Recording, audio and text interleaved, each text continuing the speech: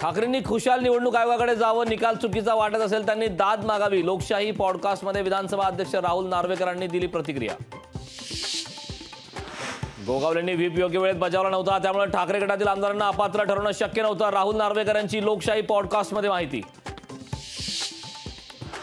घराणेशाहीच्या मुद्द्यावरून शिवसेना ठाकरे गटांमध्ये जुंपली। श्रीकांत शिंदे तुमचा मुलगा नाही का, संजय राऊतांचा मुख्यमंत्री शिंदेंना सवाल।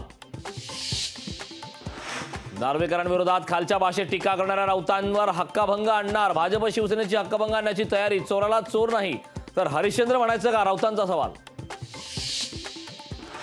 अजितदादांच्या मुख्यमंत्री पदावरून ठाकरे गटाने अजित पवार गटात जुंपली। अजित पवार सीएम बनणार नाही, चंद्रकांत खैरेंचा अजित पवारांना टोला। तर दुसऱ्याच्या घरात डोकावू नये, अजित पवार गटाचा पलटवार।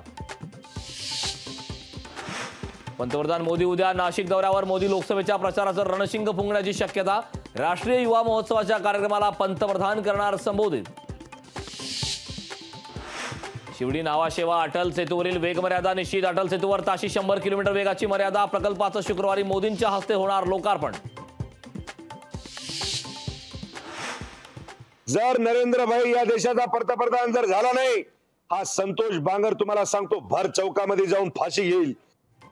2024 ला मोदी पंतप्रधान न झाल्यास फाशी घेईल, शिवसेनेचे कळमनुरीचे आमदार संतोष बांगर यांचं वक्तव्य।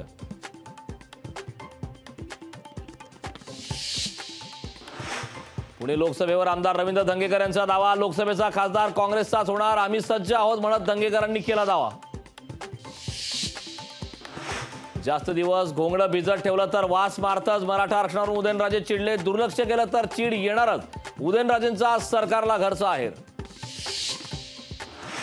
रिलायन्स कंपनी गुजराती असेल तर बोऱ्या बिस्तरा गुंडाळा आणि गुजरातला जा, मनसेचा मुकेश अंबानींना जोरदार प्रत्युत्तर।